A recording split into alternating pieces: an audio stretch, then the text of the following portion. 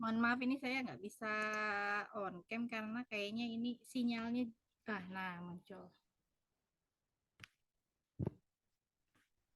Baik, rekan-rekan nih ini Vicon kita yang kedua. Kemungkinan kalau waktunya cukup saya akan lanjut untuk sesi materi yang ketiga ya. Ini kita mulai dulu untuk materi yang kedua. Baik, saya izin buka dulu. Assalamualaikum warahmatullahi wabarakatuh. Selamat siang. Salam warahmatullahi. Baik, untuk sesi Vicon yang kedua kita mulai dengan materi sesi kedua berarti ya, pengertian dan instrumen dari pasar modal. Ini banyak sekali ya saya buat PPT-nya, mungkin kita akan secara singkat saja, mungkin rekan-rekan juga sudah mulai membaca, kemudian mendownload materi untuk apalagi sekarang sudah memasuki sesi keempat ya. Jadi kita masuk dulu karena ini instrumen pasar modal, artinya rekan-rekan perlu tahu apa sih artinya dari pasar modal. Jadi pasar modal ini berbeda dengan pasar-pasar yang biasa ya, yang kita belanja sayuran atau ini, tapi pasar modal. Jadi pasar modal bisa diartikan sebagai pertemuan antara pihak yang memiliki kelebihan dana. Nah, ini disebutnya investor atau ada yang juga menyebutnya savers. Dengan pihak yang membutuhkan dana dengan cara apa? Karena dia ini pasar modal, biasanya diperjualbelikan adalah sekuritas. Ini saya nggak jelaskan lagi ya, tentunya rekan-rekan harus paham apa sih sekuritas gitu ya. Nah, dengan demikian, pasar modal juga bisa diartikan sebagai pasar untuk memperjualbelikan sekuritas yang umumnya memiliki umur lebih dari 1 tahun seperti saham dan obligasi. Nah, ini disebutkan sekuritasnya saham dan obligasi. Sedangkan tempatnya, namanya pasar harus ada tempatnya ya. Karena ada instrumennya nih, saham dan obligasi. Berarti harus ada tempatnya. Sedangkan tempatnya dimaknai terjadinya jual beli itu, jual beli si sekuritas ini disebut dengan bursa efek. Nah, kalau kita cek lagi sejarahnya, khususnya di negara kita, di Indonesia ya. Nah, bursa efek merupakan arti dari pasar modal secara fisik. Nah, untuk kasus di Indonesia, tadinya bursa efek itu ada dua. Jadi sebelum menjadi Bursa Efek Indonesia, yaitu gabungan dari Bursa Efek Jakarta dan Bursa Efek Surabaya. Ini digabung menjadi satu Bursa Efek Indonesia itu pada tahun 2007. Jadi kalau kita singkatnya ya, pasar modal adalah segmen dari pasar keuangan, di mana di situ baik nggak hanya investor sebetulnya, bisa juga disebut institusi, kemudian individu yang ingin melakukan perdagangan berbagai jenis instrumen, khususnya instrumen keuangan jangka panjang yang diperjualbelikan, baik bentuknya sekuritas, tapi juga bisa karena ini kan obligasi kan disebut hutang, jadi bisa bentuknya utang atau maupun ekuitas atau modal di sini saham. Jadi kalau kita lihat sesuai dengan definisi di atas, pasar modal juga berfungsi sebagai lembaga perantara ya, dia sebagai lembaga intermediaris antara pihak yang mempunyai kelebihan dana dengan pihak yang memerlukan dana. Itu ya, itu arti dari pasar modal. Nah, kalau kita lihat fungsi dan manfaatnya apa sih?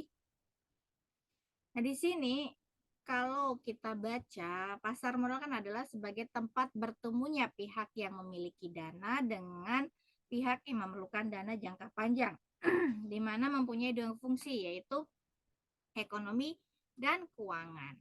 Kalau kita lihat dari sisi ekonomi, artinya di sini pasar modal menyediakan fasilitas untuk memindahkan dana dari pemilik dana ke pihak yang memerlukan dana jangka panjang.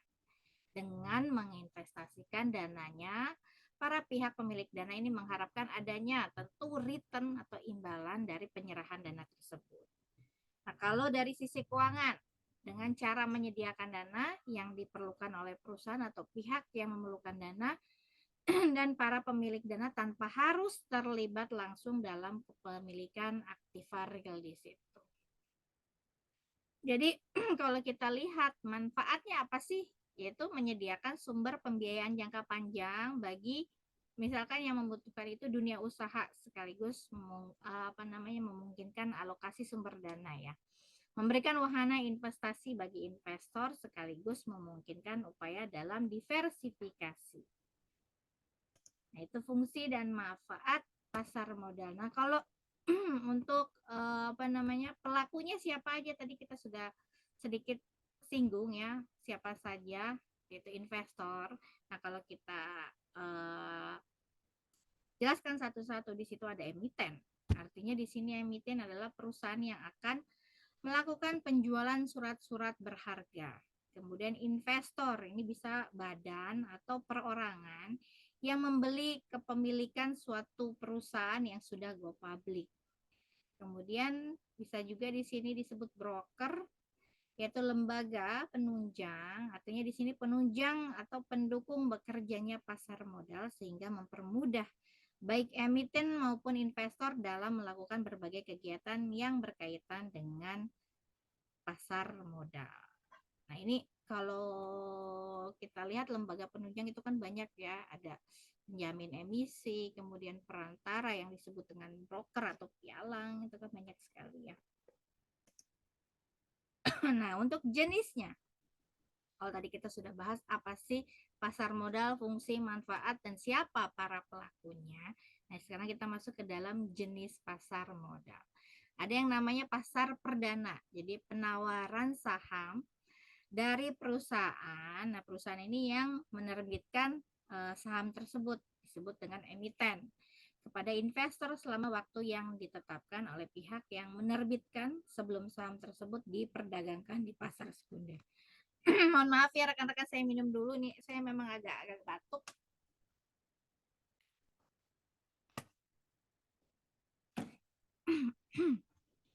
Jadi harga saham pada pasar perdana ditentukan oleh penjamin emisi dan perusahaan yang akan going public atau emiten berdasarkan analisis fundamental perusahaan yang bersangkutan. Nah, analisis fundamental ini biasanya sering digunakan ya, terutama ketika ingin menilai return dari saham yang dimiliki gitu ya.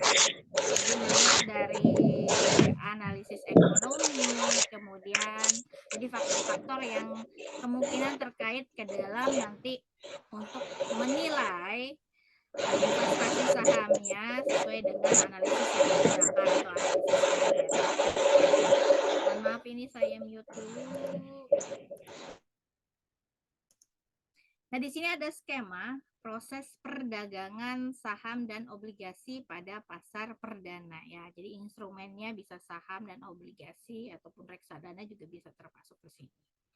Jadi dari emiten nanti di sini pelakunya tidak hanya emiten, ada penjamin emisi, juga ada agen penjual yang akan sebagai lembaga penunjang yang akan menghubungkan antara emiten dengan investor ya. Nah, jadi si emiten ini bisa menjualnya di saham atau obligasinya di pasar perdana yang mana di situ para pelakunya banyak. Nah, di sini terjadilah proses jual dan belinya. Jadi kalau kita lihat di sini arah efek itu ditandai dengan warna hitam ya. Kemudian dana masuk dari investor. Kalau efek kan berarti kan saham atau obligasinya emiten yang sudah diterbitkan, misalkan menerbitkan saham, ditaruh di pasar perdana yang mana di situ ada lembaga-lembaga penunjang, bisa penjamin emisi atau agen penjual yang akan menyampaikannya ke investor. Nah, dari investor ketika dia membeli saham dari perusahaan emiten yang dia pilih, dia akan mengeluarkan dananya. Nanti dananya juga disampaikan dari lembaga penunjang ke emiten. Jadi ini proses atau skema proses perdagangan saham dan obligasi pada pasar perdana. Yang kedua adalah pasar sekunder. Nah, perdagangan saham setelah melewati masa penawaran pada pasar perdana dalam waktu selambat-lambatnya 90 hari setelah izin emisi diberikan, maka efek tersebut harus dicatatkan di bursa. Nah, harga saham di pasar ini ditentukan oleh permintaan dan penawaran antara pembeli dan penjual. Nah, ini juga prosesnya hampir sama ketika di pasar perdana ya. Pasar perdana itu awal ya. Kemudian selambat-lambatnya setelah 90 hari baru nanti diberikan catatan di bursa untuk harga saham di pasar ini ditentukan oleh permintaan dan penawaran antara pembeli dan penjual. Nah, ini juga ada skemanya. Kemudian ada pasar ketiga sebetulnya, yaitu tempat perdagangan saham atau sekuritas lain di luar bursa. Kemudian sebetulnya banyak ya, ada pasar perdana, sekunder, kemudian pasar ketiga third market, ada pasar lagi yang keempat ada fourth market. Itu perdagangan efek antara investor atau pengalihan saham dari satu pemegang saham ke pemegang lainnya tanpa melalui perantara atau perdagangan efek. Jadi sebetulnya pasar modal itu jenisnya banyak, cuman yang sering atau umumnya ya, yaitu pasar perdana dan pasar sekunder. Nah, kalau kita lihat untuk instrumennya, ini instrumennya sudah dijelaskan ya dari awal, yaitu sudah disebutkan bisa saham dan obligasi atau surat berharga yang sering disebut juga sekuritas merupakan secari kertas yang menunjukkan hak pemodal pihak yang memiliki kertas tersebut untuk memperoleh bagian dari prospek atau kekayaan organisasi yang menerbitkan sekuritas tersebut. Mungkin kalau bagi rekan-rekan yang belum tahu, mungkin bisa searching Google bagaimana sih bentuk dari surat berharga yang dikatakan di sini bentuknya secara kertas ya. Bisa nanti lihat bentuk dari saham ataupun obligasi. Nah, kalau saham, apa sih saham? Ini merupakan bukti kepemilikan atas suatu perusahaan pemegang saham. Jadi bukti kepemilikan atas suatu perusahaan. Jadi yang membeli saham ini disebut pemegang saham. Jadi berhak atas nanti dapatnya apa? Dari kita membeli saham sebuah perusahaan, nanti dapatnya adalah kalau kita nggak sebutkan capital gain bisa, tapi kalau misalkan memang langsung dari perusahaan disebut dengan dividen. Jadi dividen adalah pembagian laba ya dari perusahaan yang kita beli sahamnya. Kemudian obligasi. Nah, obligasi ini merupakan surat utang yang diterbitkan oleh perusahaan atau pemerintah, gitu ya. Nah, ada jangka waktunya tertentu. Nah, biasanya kalau kita memiliki obligasi dari suatu perusahaan, yang kita terima apa gitu? Bunga. Jadi kita terimanya bunga. Nanti kalau misalkan sudah selesai masa ini obligasinya, nanti kita dapat pokok pinjaman pada akhir periode. Itu sedikit terkait instrumen pasar modal ya. Nah, ini juga ada penjelasannya, mungkin rekan-rekan bisa baca ya, sama seperti yang tadi saya jelaskan, yaitu saham adalah bukti kepemilikan atas suatu perusahaan. Bagi investor yang membeli saham sebuah perusahaan disebut dengan pemegang saham gitu ya. Apa yang didapat adalah dividen. Nah, obligasi juga tadi sudah saya jelaskan, merupakan surat utang yang diterbitkan oleh perusahaan atau pemerintah dengan jangka waktu tertentu. Yang didapatkan oleh investor dari kepemilikan obligasi ini apa? Yaitu bunga dan hasil dari pokok pinjaman pada akhir periode. Kemudian ada lagi instrumennya selain dua tadi, yaitu reksadana. Jadi kalau singkatnya ya, reksadana adalah kumpulan dana dari banyak investor yang mana dikelola oleh seorang manajer investasi untuk diinvestasikan dalam portofolio. Jadi bentuknya portofolio. Yang artinya bisa gabungan saham, obligasi gitu ya, atau instrumen-instrumen pasar uang lainnya ya. Jadi reksadana itu adalah kumpulan dalam bentuk portofolio. Nah, ini ada lagi satu, yaitu instrumen derivatif berupa opsi atau futures. Nah, instrumen derivatif ini merupakan salah satu instrumen ya pasar modal yang nilainya berasal dari nilai instrumen lainnya. Nah, contohnya apa? Ini ada warrant, right issue, opsi, futures. Nah, ini bentuk-bentuk dari instrumen derivatif. Jadi ada, kalau kita sebut instrumennya berarti ada saham, obligasi, reksadana, kemudian instrumen derivatif. Nah, ini bentuk-bentuknya rekan-rekan bisa cari ya. Jadi mau saya gini, rekan-rekan tuh biar di rumah juga belajar, ketika rekan-rekan menemukan hal-hal seperti ini yang tidak dijelaskan pada saat Vicon, rekan-rekan cari waharan itu gimana sih bentuknya, atau definisinya apa sih, kemudian right issue, opsi, futures itu bagaimana. Jadi rekan-rekan selain menambah ilmu dari PPT yang saya berikan, kemudian penjelasan yang saya berikan, rekan-rekan juga aktif ya mencari apa sih yang tidak dijelaskan pada saat Vicon gitu ya. Karena kalau semuanya saya jelaskan mungkin akan panjang sekali PPT yang akan saya berikan gitu ya rekan-rekan ya. Nah, kemudian kita lanjut ke nah di sini ada mekanisme perdagangan surat berharga. Jadi prosesnya bagaimana?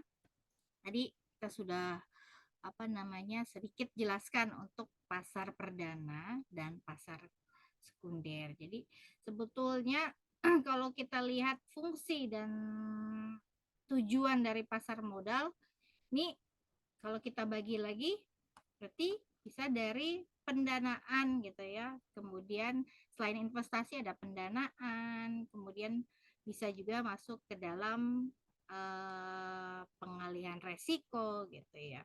Ini banyak sekali sebetulnya kalau saya jelaskan tentang pasar modal dan instrumen-instrumen pasar modal. Ini berarti sesi 2 selesai nih. Silakan rekan-rekan jika ada pertanyaan terkait sesi 2 ini.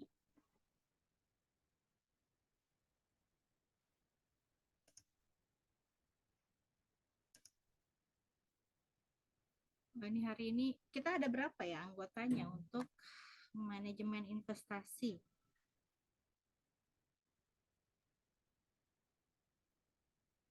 Silakan rekan-rekan, ada pertanyaan nggak?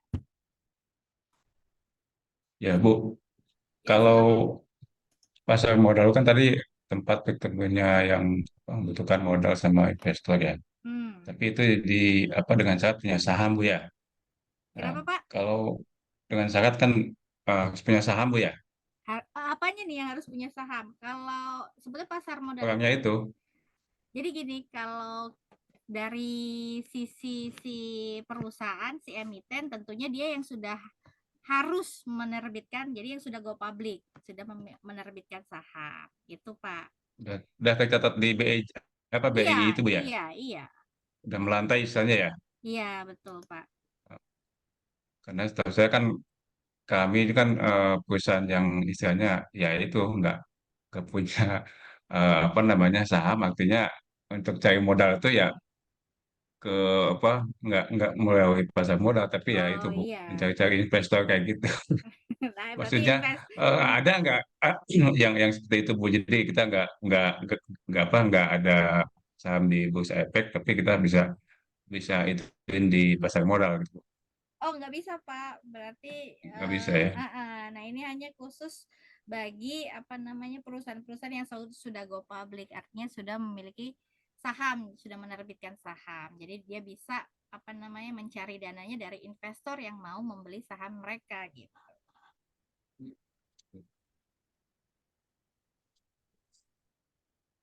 Ada lagi? Kalau di itu Bu, di reksadana itu kan kita di itunya unit Bu ya, apa namanya itu, per unit itu berapa satu unit. Kalau untuk saham itunya sendiri itu kan dia itunya apa namanya langsung harga misalkan 200 juta gitu Bu ya, kayak apa namanya, kayak kayak kayak kayak cek gitu Bu untuk nilai nilai nilai sahamnya itu ya. Reksadana ini kan kumpulan ya Pak, kumpulan dana dari banyak investor yang mana dikelola oleh manajer investasi. Nah, nanti diinvestasikannya dalam bentuk portofolio. Jadi jenis yang kita punya dana nih, diinvestasikannya jadi bukan cuma di satu gitu ya bentuknya, di satu misalkan saham atau obligasi, tapi campuran, ada saham, obligasi atau instrumen pasar uang lainnya. Nah, kalau nilainya mungkin beda-beda kali ya Pak Ya. untuk apa namanya nilai dari yang kita mau investasikan gitu. Memang nanti kan dibantu sama si manajer investasi ini. Tuh. Hmm.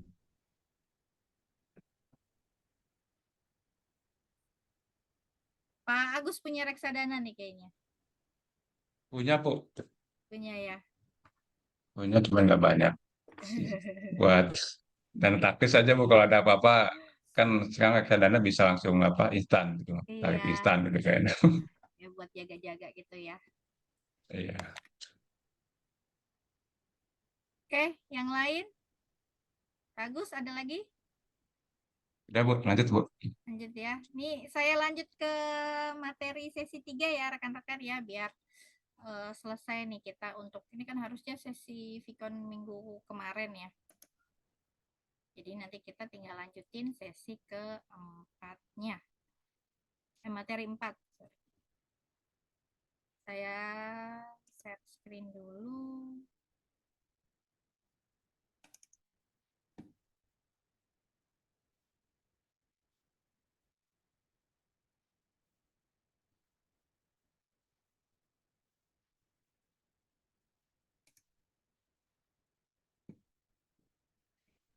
Saya end slideshow-nya.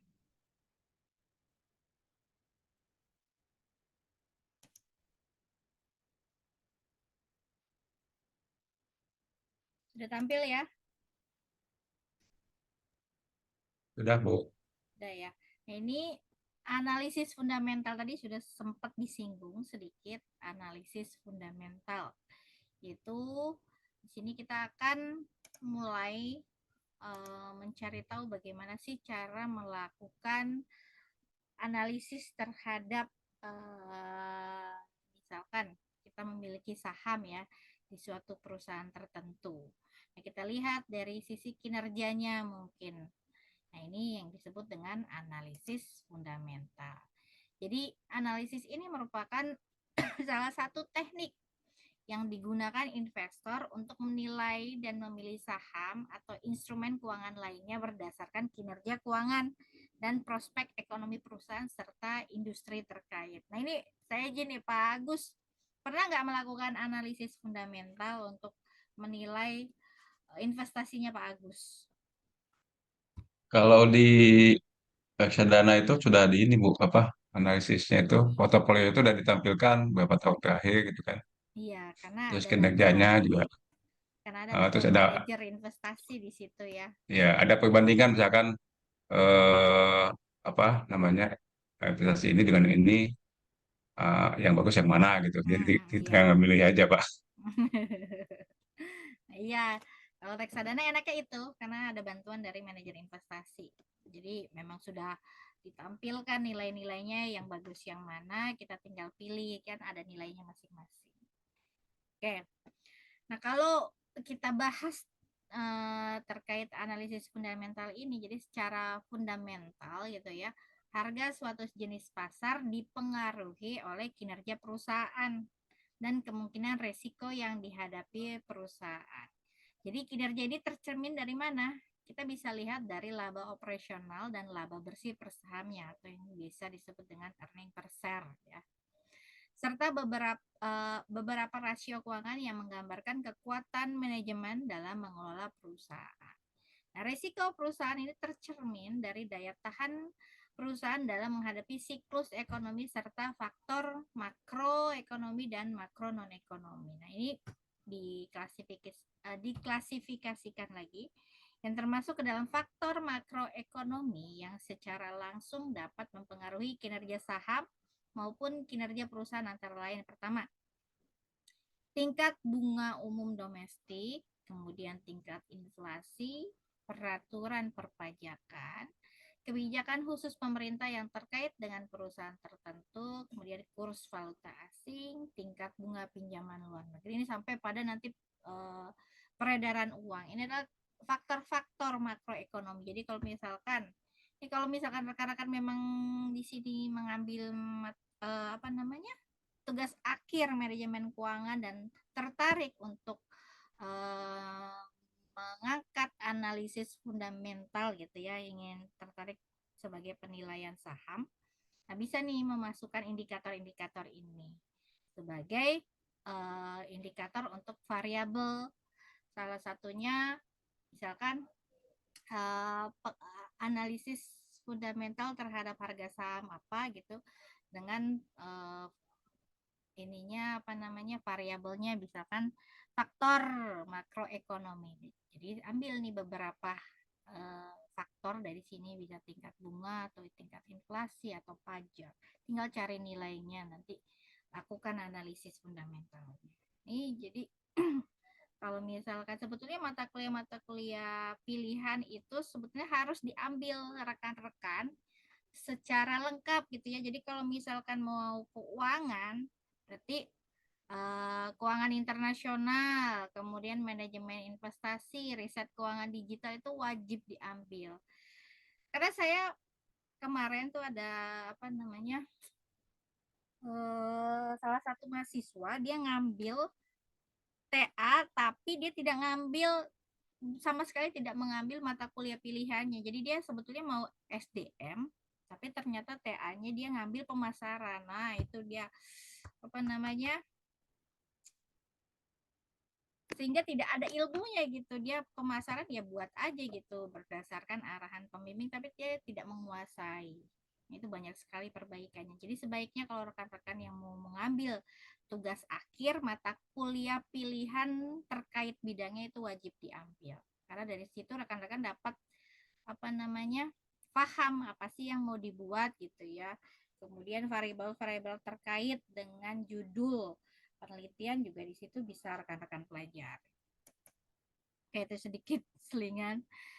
Nah, kemudian apa sih jadinya analisis fundamental atau fundamental analisis ini? Yaitu teknik analisa yang memperhitungkan berbagai faktor seperti kinerja perusahaan, kemudian analisis persaingan usaha dan analisis industri, kemudian analisis ekonomi dan pasar dari makro mikro.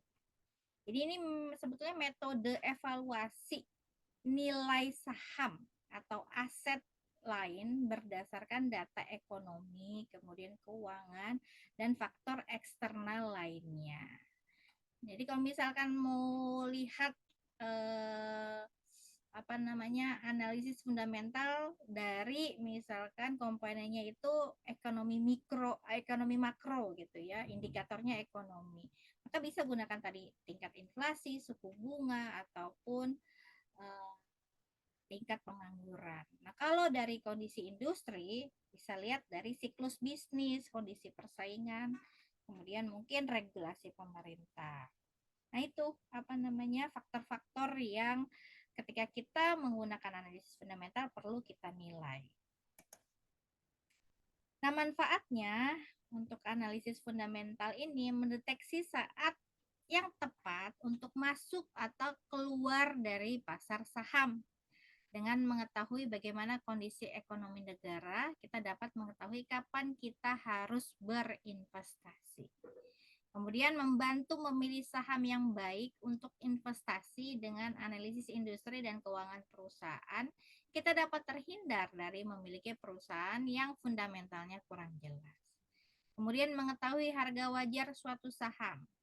Analisis fundamental dapat digunakan untuk mengetahui valuasi saham. Jadi nilai saham yaitu berapa nominal rupiah saham itu layak dihargai.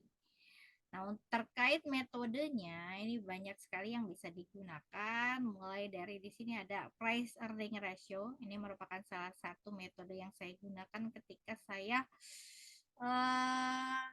skripsi ya. Waktu S1 saya pakai price earning ratio. Kemudian price to book value ratio. Kemudian discounted dividend model, ada discounted cash flow dan free cash flow. Nah, yang paling mudah sekali kalau menurut saya tertariknya di price earning ratio gitu ya. Di analisis fundamental memiliki dua model penilaian saham yang sering digunakan oleh para analisis sekuritas atau para analis sekuritas. Yang paling ngetop memang price earning ratio. Karena di sini pertama adalah pendekatan present value yang itu pendekatannya yang mencoba menaksir present value dengan menggunakan tingkat bunga tertentu. Jadi manfaat yang akan diterima oleh pemilik saham gitu ya. Kemudian pendekatan price earning ratio yaitu pendekatan yang menaksir nilai saham dengan menggunakan price earning ratio. Nah, untuk menggunakan rumus ini, jadi rekan-rekan perlu tahu apa sih rumusnya. Nah, price earning ratio sama dengan harga pasar dibagi EPS. Nah, kan harga pasar kan ada nih datanya. Nah, earning per share ini yang perlu kita cari.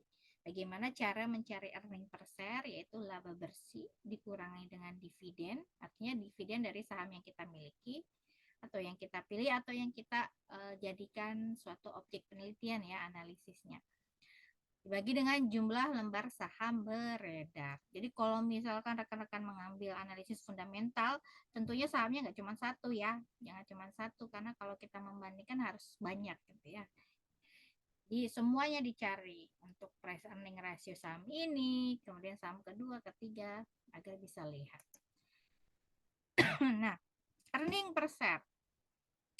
Earning per share adalah laba per lembar saham, yaitu merupakan rasio yang menunjukkan berapa besar keuntungan atau laba yang diperoleh investor atau pemegang saham per lembar sahamnya. Jadi bagi para investor, informasi earning per share merupakan informasi yang dianggap paling mendasar dan berguna karena bisa menggambarkan prospek earning perusahaan di masa depan. Nah, cara mencarinya tadi sudah ya, rumusnya sama, laba bersih dikurangi dividen dibagi jumlah lembar saham beredar. Kita masuk ke dalam contoh kasus ya, yaitu perhitungan earning per share. Nah, di sini menghitung earning per share untuk saham Bank Rakyat Indonesia ya, PT Bank Rakyat Indonesia untuk tahun 2020, 2018, 19 dan 2020. Nah, karena untuk mencari earning per share adalah membagi dengan jumlah, ini karena nggak ada dividennya ya. Jadi laba bersih dibagi dengan jumlah saham beredar, yaitu 18 M, ini 18 miliar ya, dibagi dengan jumlah saham beredarnya dari mulai tahun 2018. Kita lihat earning per share-nya.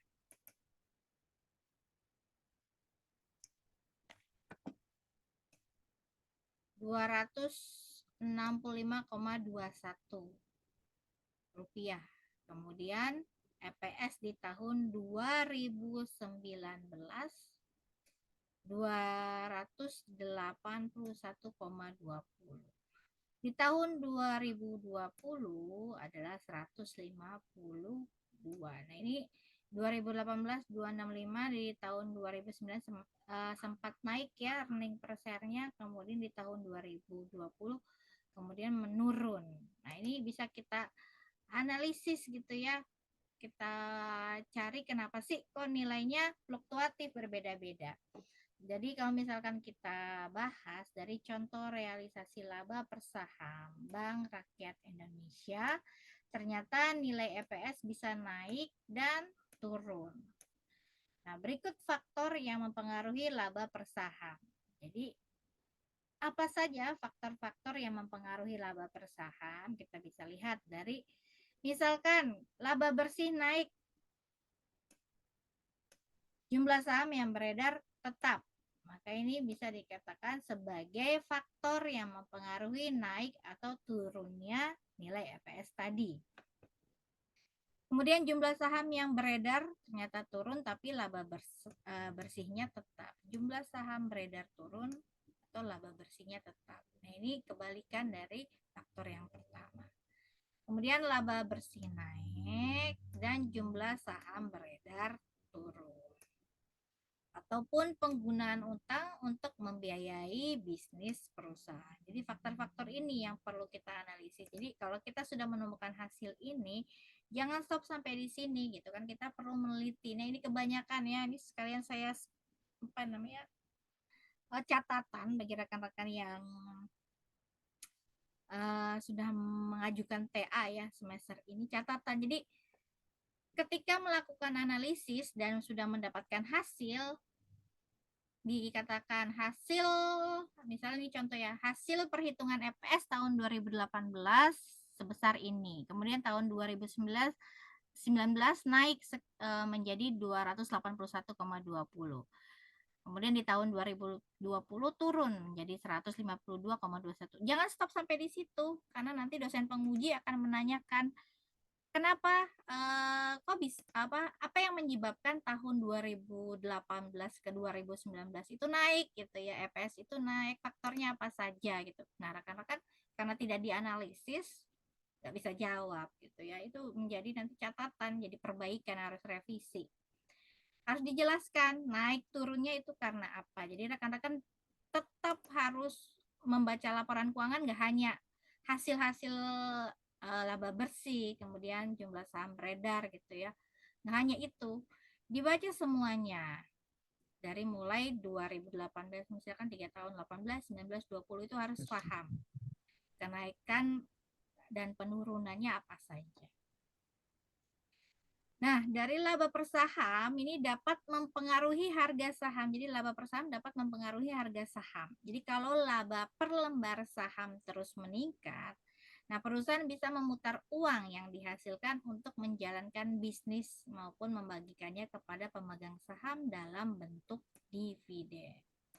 Nah, hal ini yang dapat bukan menaikkan harga saham perusahaan ya. Jadi meningkatkan harga. Mengerek itu kan menaikkan harga saham perusahaan.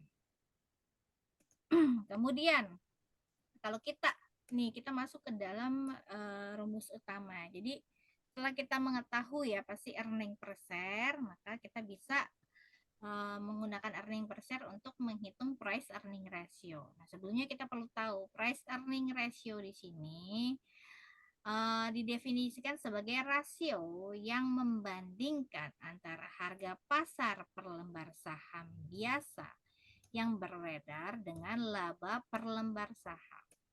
Nah, rumusnya price earning ratio adalah harga pasar dibagi dengan earning per share-nya. Nah, suatu perusahaan yang memiliki price earning ratio yang tinggi berarti mempunyai tingkat pertumbuhan yang tinggi pula. Jadi kalau kesimpulannya artinya nilai price earning ratio yang tinggi itu artinya baik ya bagi perusahaan. Nah, hal ini menunjukkan bahwa pasar mengharapkan pertumbuhan laba di masa mendatang. Sebaliknya, perusahaan dengan price earning ratio yang rendah akan mempunyai tingkat pertumbuhan yang rendah pula. Sehingga semakin rendah price earning ratio suatu saham, maka semakin baik atau murah harga yang perlu dikeluarkan untuk diinvestasikan. Nah, kalau misalkan terjadi price earning ratio yang nilainya rendah, ini bisa disimpulkan bahwa kemungkinan harga saham yang cenderung semakin menurun, atau bisa juga laba ya, dari sisi laba. Jadi semakin rendah nilai price earning ratio, maka semakin murah saham tersebut untuk dibeli dan semakin baik pula kinerja per lembar saham dalam menghasilkan laba bersih perusahaan tersebut.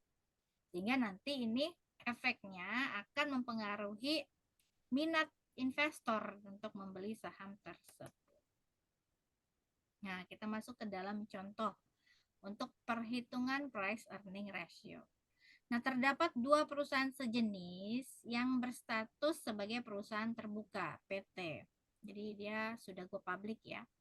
Atau perusahaan TBK yaitu perusahaan A dan perusahaan B. Meskipun menjalankan kegiatan di subsektor yang sama, nah ini satu lagi masukan ya, jika melakukan analisis khususnya keuangan dengan metode menggunakan perbandingan ya. Jadi membandingkan antara perusahaan, nah harus perusahaan yang sejenis ya. Jadi kalau misalkan masuknya ke dalam industri manufaktur, sama-sama yang harus kita ambil sampelnya juga perusahaan manufaktur. Jadi populasinya itu perusahaan manufaktur. Ntar sampelnya perusahaan apa aja yang dipilih. Meskipun menjalankan kegiatan di subsektor yang sama, perusahaan A dan perusahaan B mencatatkan harga saham per lembar dan EPS yang berbeda-beda. Nah, di sini sudah ada datanya. Harga saham yang dimasukkan adalah harga penutupan perusahaan A 50.000, perusahaan B 2.200.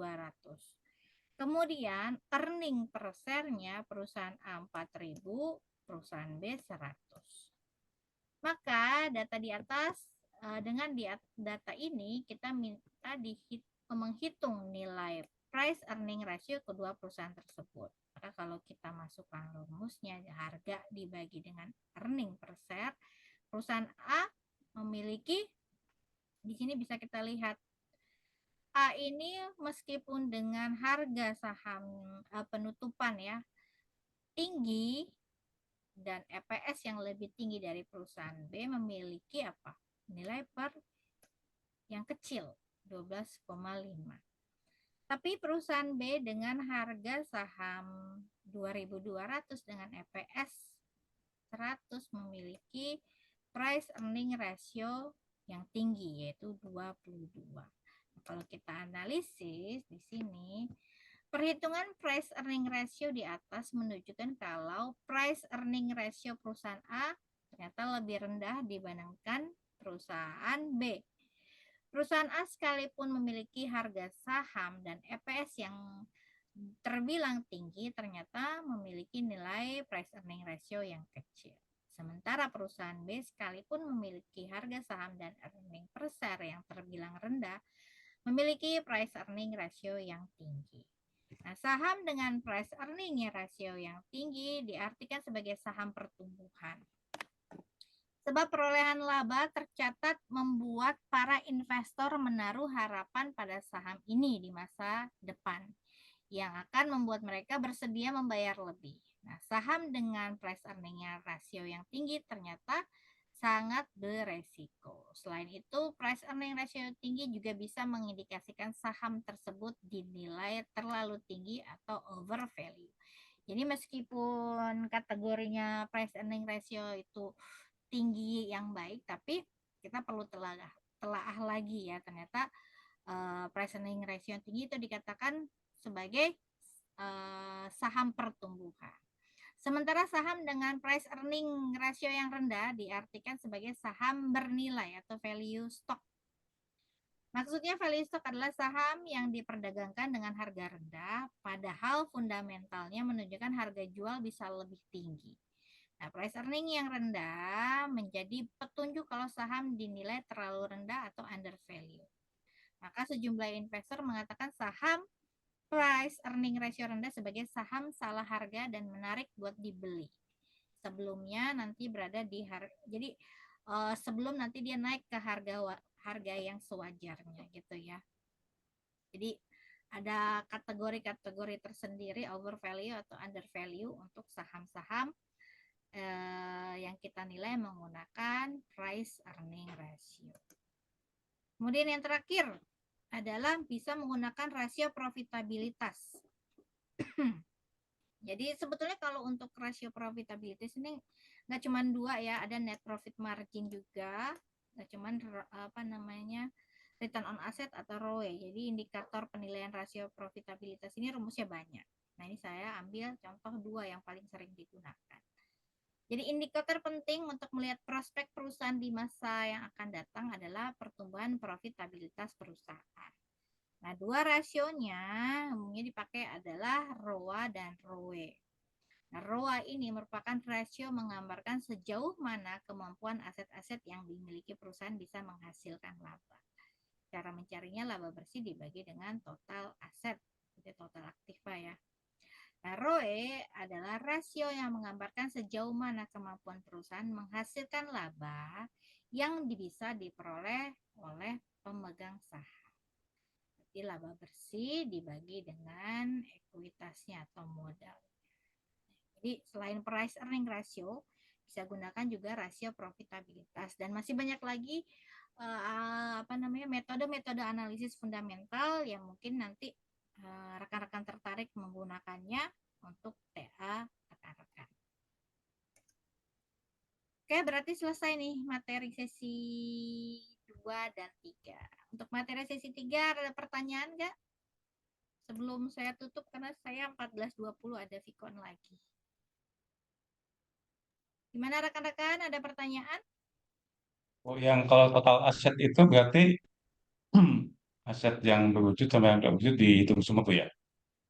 Iya, yang mana nih Pak, mau pakai yang mana? Yang yang raw Bu. Ini Kan ROA. total aset tuh. Iya, Ya, jadi kalau kita lihat di laporan posisi keuangan atau neraca ya Pak, kan ada tuh, kan neraca itu terdiri dari aset, kemudian liabilitas dan ekuitas. Jadi aset ini ya.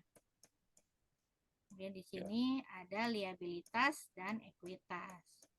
Nah, di sini bisa dilihat di sini total aset. Nah, ini data ini yang dipakai, Pak.